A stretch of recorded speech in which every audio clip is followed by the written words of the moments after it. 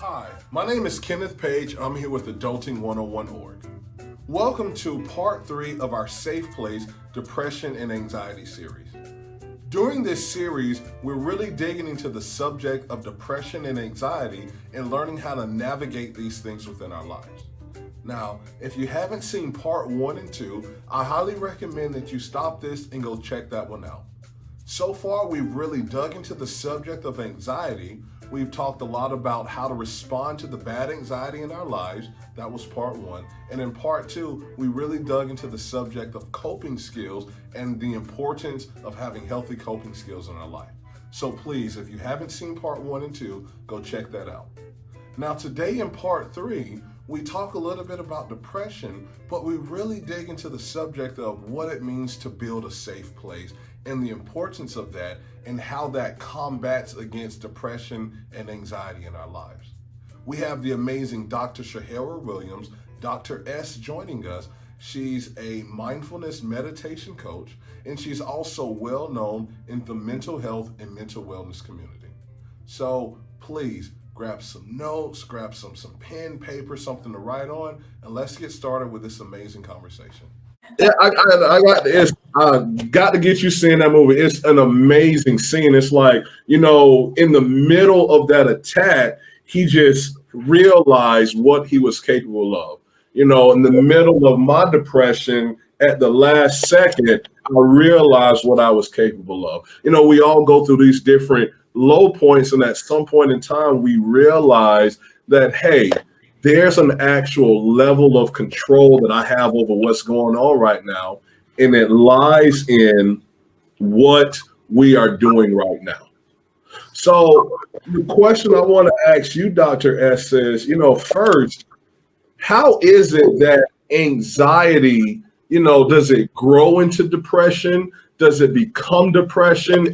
Are anxiety and depression truly two separate things? Like, what's that correlation between the?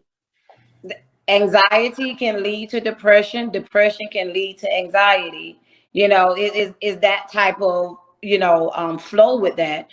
Sometimes we get so anxious, and when things doesn't happen the way that we want them to, it leads to depression. And then sometimes we're so depressed because things again is not working out the way that we want it to, can lead to anxiety, right? And so they're kind of one and the same. They can be symptoms of each other. Both of them progress just as much as we allow them to. Both of them progress just as much as we allow them to.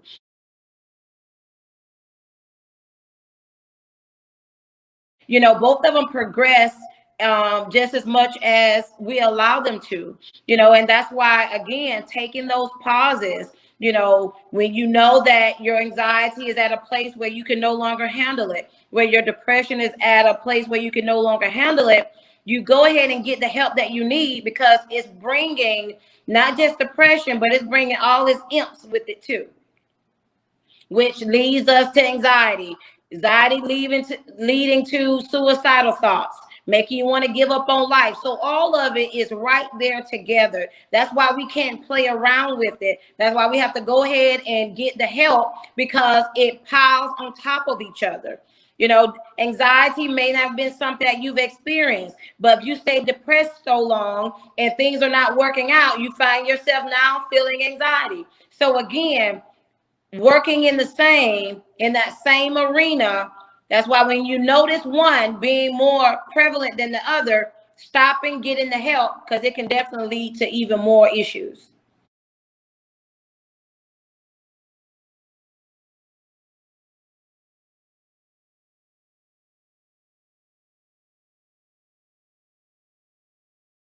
Does that make sense? Mm-hmm. So, like, when people go through those moments of depression, and you talked about the imps that come with it, I think one of those imps are actually shame and embarrassment. I'm Yep. ashamed and embarrassed for what I'm going through. And, I feel like you get isolated. I feel like I'm the only one going through it. And there's a hesitancy, to walk up to someone and say, hey, I'm really sad. I think I'm depressed. Like, there's a hesitancy to do that. So my question is, when we're noticing it, what does reaching out for help look like? That's why building a community, much like what you have and you're developing here, KP, a safe place to talk about things where here you're not going to be judged, that we're literally coming on to provide a safe place to sometimes just allowing someone to talk, right, without judgment. And, that type of situation, not necessarily having to walk up to somebody. That's why building healthy communities as advocates, making sure that we're doing our part by holding spaces like this, KP, that's going to allow our youth as well as adults to talk through some things. That in itself, and the more you know about the symptoms, that's why education is so important. The more you hear somebody talk, can then allow you to maybe say, hey, I heard you say certain, this over and over again. Let me, refer you, or let me walk through this process with you. I know with me, a lot of times people relate more to me because I share my story. I share my story about battling with depression and anxiety. I share my story about, attempting suicide 3 times, even sharing my story about having a mental breakdown, all while in the church, all while having a title. None of that matters because none of these things have faces. It doesn't matter how much money you have in the bank. It doesn't matter about your religion. It doesn't even have an age on it. That's why we have to learn how to talk and create safe places. And we have to educate ourselves so that if we hear our friend talking about certain things, we can identify and maybe step in to give that person a safe space. Does that make sense?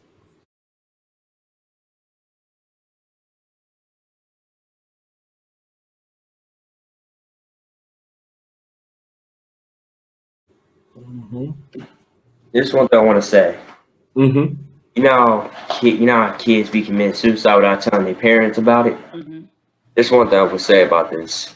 Sometimes it's because sometimes a parent doesn't hold their kid accountable to just tell them. And sometimes the kid be so afraid to tell their parents because they don't want their parents to be yelling like, you feel like this, you feel like that. Kids are very emotional. Yes. And they do not know how to handle certain things. So when parents be like, why did you lie to me, this and that? It's because they overthink how you will react. They're too afraid to see you get so upset at them. The person they trust, the last person they go to, if they ever feel hurt, if they feel the last person, like the first person that will welcome them in arms if something goes wrong. They want to always hold on to that person. That person is the parent. That's the person that kid doesn't want to let down. That's why some kids keep stuff away from their parents because they don't want their parents to just leave them alone. Yeah, that is so true. And that's so mature, Jordan. Being a mother myself, I have a 20-year-old, 17-year-old. And me and my daughter just had this conversation where she was being honest with me about how she felt about things. It doesn't always feel good as a parent to hear your child say that. But again, much like you said, Jordan, we as parents have to do better as well, to listen to you guys without responding so quickly. So that's why we as parents have to take an initiative to want to do better. But that statement is so true. And I've had to experience that as a parent myself.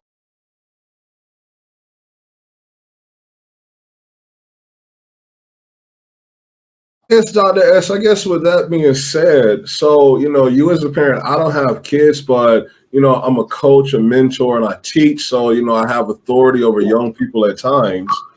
How do you suggest older people learn how to navigate the strength of that relationship with a young person where, because there has to be boundaries, like we're not equals. You're not my friend. Right. But at the same time,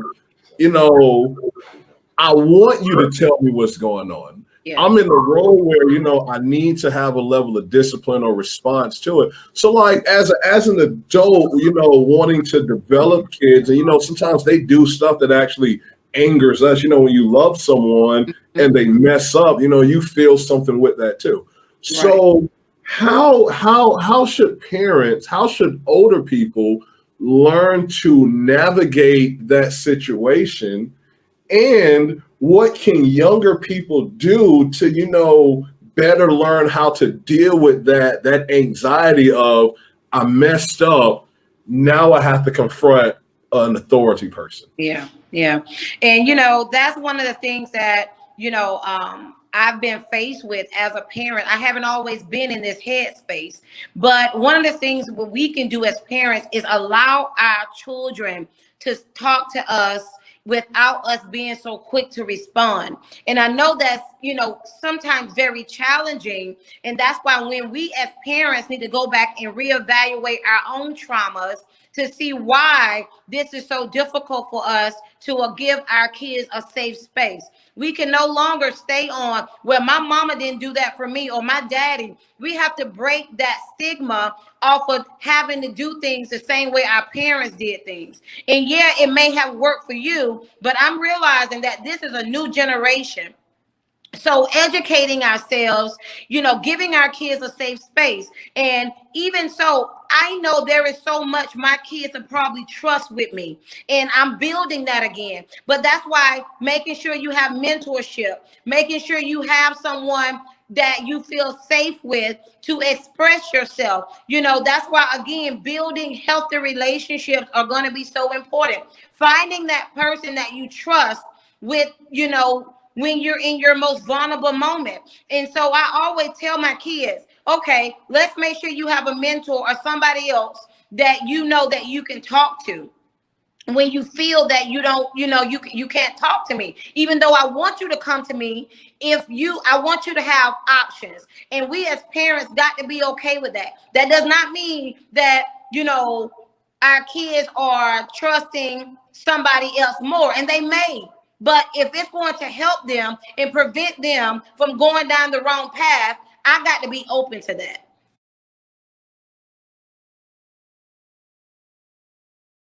When you talked about a safe place and talking, so Kalendra and I, like I said before, we've known each other for a long time, about 7, 8, 9 years now. And, I've watched her, I watched her go through middle school. I watched her go through high school. I watched her go through college. And over the years, we've had a chance to, talk about, many things, good times, bad times. Kalendra, you've been pretty open, and you've allowed me the privilege of talking you through some of the tougher times. What I want to ask you is, what was it about our relationship that made you comfortable enough to open up in that way?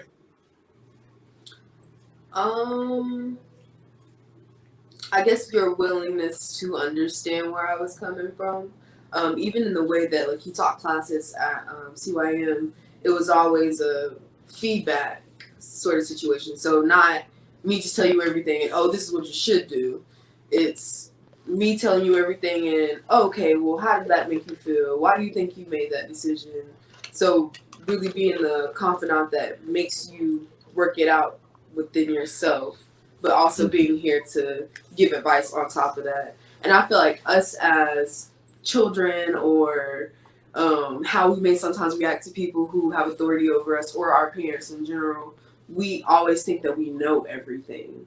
And so I feel like when you sit and you make yourself analyze stuff, you begin to realize that you don't know nothing.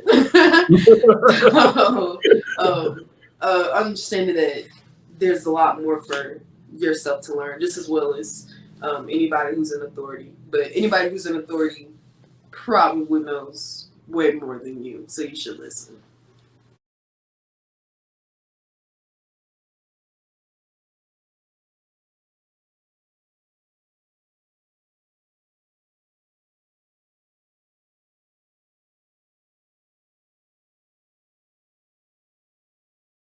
So with what Kalendra said, as a freshman and senior in high school, do y'all feel like I know everything? Not even close. I know everything. I feel like I'm wise in certain things, though. I mean, if somebody needs to know, like, most things about things that's going on in high school, I feel like I can tell you the gist of it. But, like, when it comes to life, I'm not even close to knowing everything. Out of growing up, learning about being raised right, my dad teaching me basically a lot of things that are wisdom wise, but then I learned something on my own, and it was always true. The world we live in is so unfair and cruel. And the way you want to overcome that is making sure you're a good person.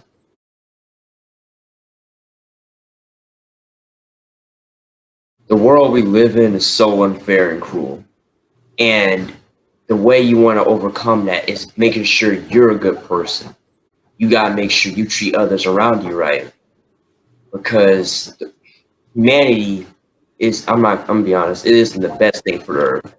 There's so much pollution in the area, so many people cutting down trees, all that. Sometimes there's endangered animals.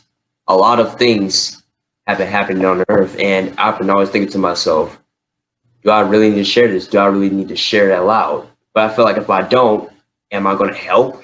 Am I going to help the world? Because if I do, some people will have second thoughts like, maybe we do need to take care of the earth. Maybe we need to take care of ourselves and take care of others and help around. Because the more we stay distance from each other and the more we single each other out, sell each other out, hate each other, spread hate around the world, is the more this earth is going to crumble.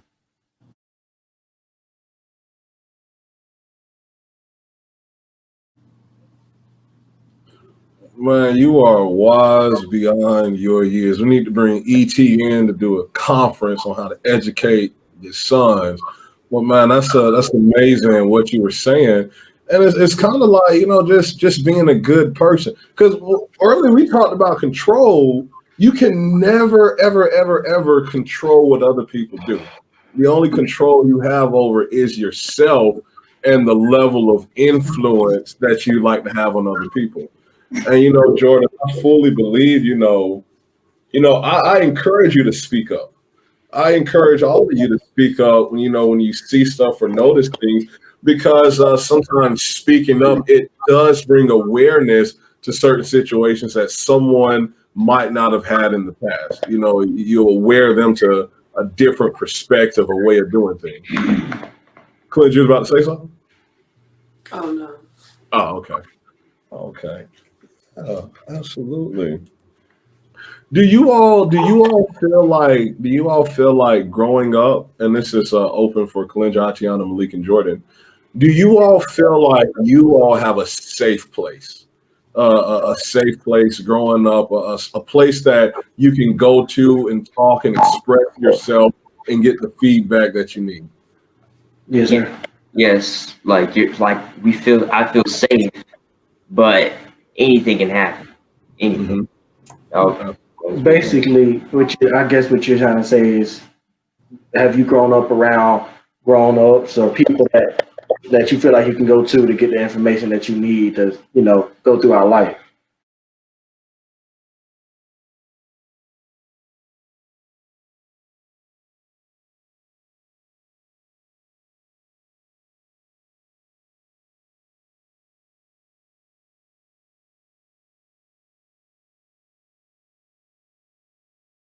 Also, with the adults and things like that, in your friend groups, do you all in your circle of friends, do you all try and consciously create a safe place for each of you, for your friends to express themselves to you, for you to express yourselves to your friends?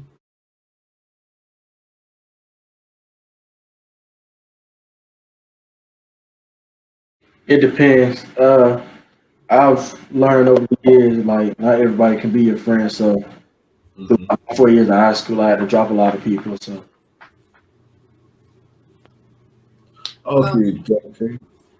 Personally, I mean, I understand not having a lot of people that you speak to. Generally, it doesn't work out well. But the few friends that I do have, like, they all serve different purposes. So I have some friends who aren't believers, so I'm not going to come to them for advice about my spiritual life because we don't believe the same thing. So I'm not going to get the feedback that I'm probably looking for. I have some friends who aren't as educated about higher education, so I wouldn't come to them about being a lawyer or anything like that unless they knew people in that field. I think that some friends serve different purposes for your safe place. And you have to know those limitations of your friends also. Absolutely. We all have different levels of capacity and things that we can handle. Mhm.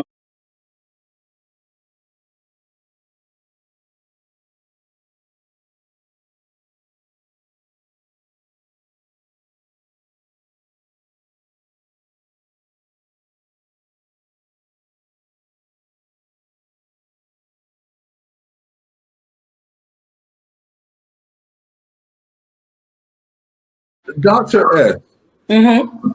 when we recognize, especially young people, when we recognize depression in others, is there any particular thing that we should, because there's tough love, there's soft love. What's a good approach? Just, hey, just trying to get them to talk. Do we try and push a conversation? Like, what do we tangibly do when we encounter this in others to help prevent them from going all the way through it? It's all about asking the question, because a lot of times, I will ask my daughter, how was your day? Oh, good. Excuse me. And so we have to then ask the right questions. For if you see someone that their behavior has been changing, you see them isolating themselves, they may not necessarily want to open up to you. So you can ask questions like, did you eat today? What type of activity did you do today? Did you get out the house today? Simple questions that wouldn't make them necessarily, feel obligated in that moment to share. But if you generally, and I love what Calandra said earlier, we're going to meet people from all different walks of life. Everybody may not be religious. Everybody may not believe the same thing you believe. But do you believe in being a good person? And if you believe in being a good person, you can connect people. And maybe it's through you and your acts of kindness that you can draw. And so when you see someone, that is acting differently, maybe not being as active, their behavior again is changing. The way that they talk. Sometimes we don't even listen to people. We hear to respond. So they can be saying things in the conversation, but you're so ready to respond to them that you didn't really listen. And so sometimes it just takes for you to listen without talking. And so most times if somebody's depressed, if you can get them to talking, you can kind of hear it in their voice. But we have to take that time, take that moment to build relationship enough and to ask questions, just being a kind person. And that's a good way to get people, more comfortable with sharing with you.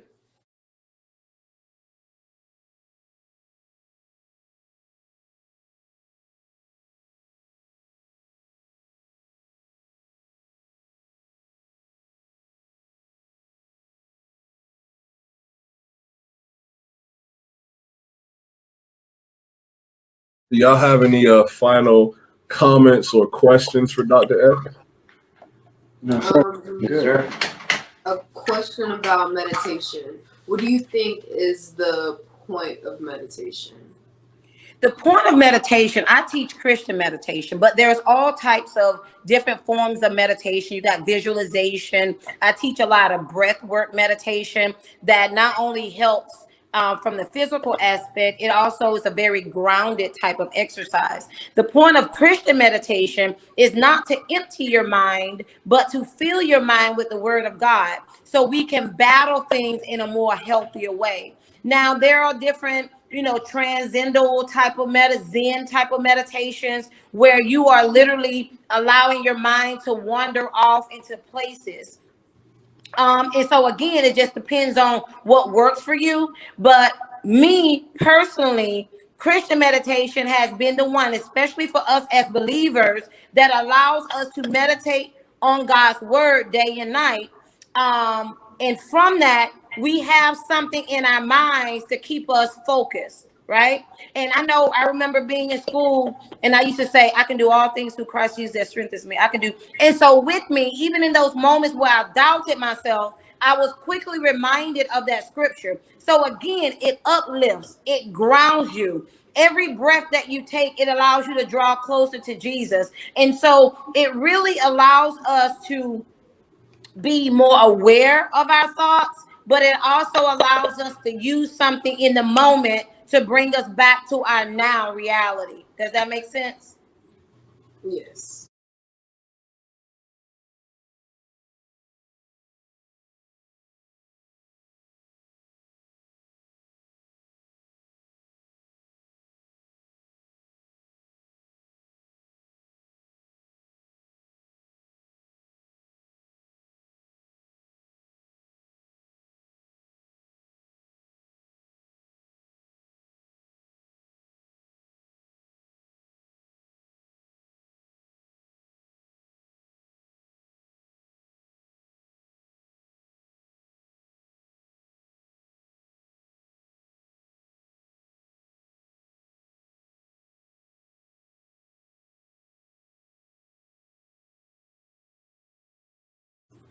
A very important tool. We don't talk about it enough. I teach mindfulness even to small kids to get them to understand the power of calm, right? And I do that for small kids as well as with teenagers and adults to be mindful in the moment. And mindfulness meditation is a tool of mindfulness. So again, all about that present moment. I am here right now and I am present. Amen. Thanks for that.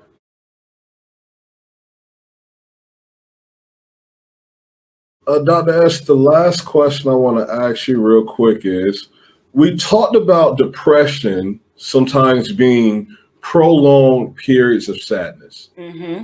And if we can, what do you do if you're depressed because you're sad, but you're sad for like a legitimate reason? Like you have a legitimate circumstance, situation, event, trauma in your life. The sadness you're experiencing is a just cause. Like it makes sense to be sad because of X, Y, and Z. X, Y, and Z doesn't really look like it's going to change for a while. Mm-hmm. What do, because unfortunately there's people that have unfortunate situations, bad cards dealt to them, Mm-hmm. or they just left to suffer with their sadness because their situation or circumstance can or won't change. How should they approach it?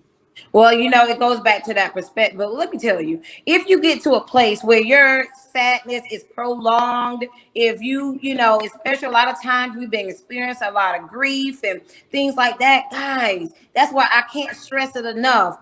If you know that you've been sad or down, depressed for a long period of time, reach out. There are times just through talking to someone else in a safe environment can really help navigate through those moments. But getting some guidance from therapy, mental wellness coach, wherever you are in life, reaching out to your pastor or someone that you trust, but really just not staying in that place.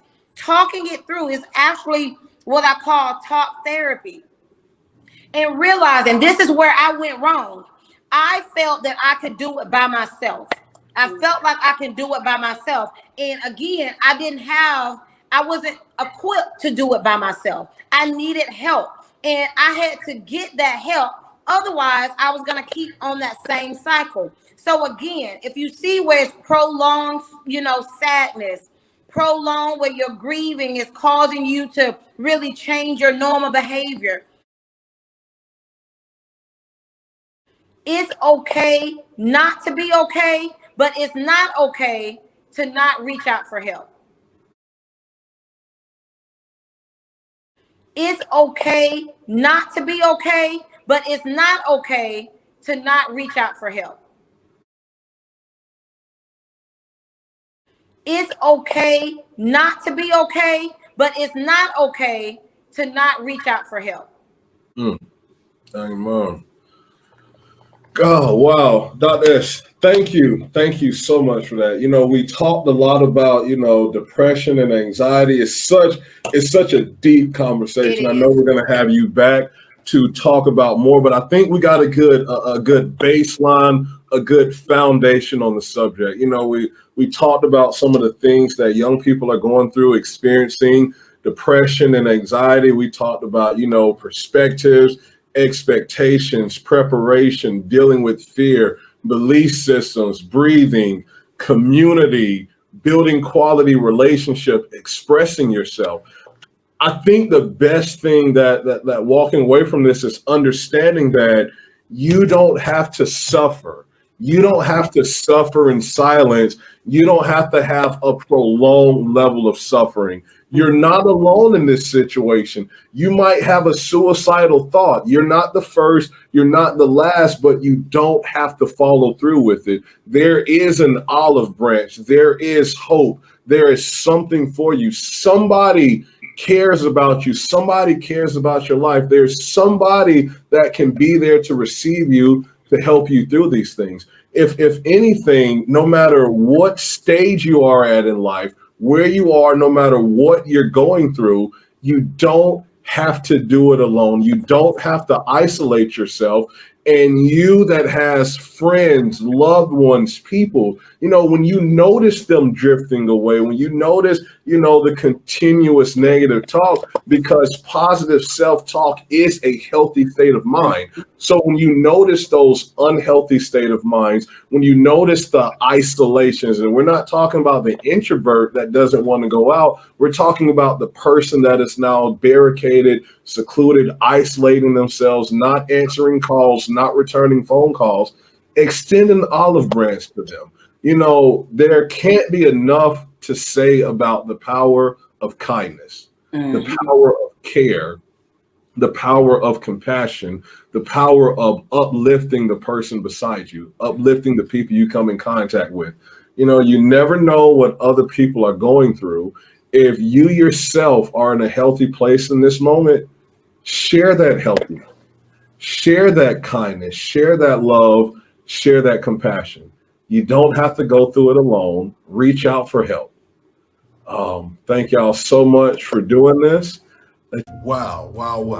What an amazing conversation we just finished up. I hope you pulled a lot out of it. More importantly, I hope you understand the importance of reaching out and asking for help and not going through these things alone. Life gets tough at times, and it's not always beneficial to try and go through these things alone.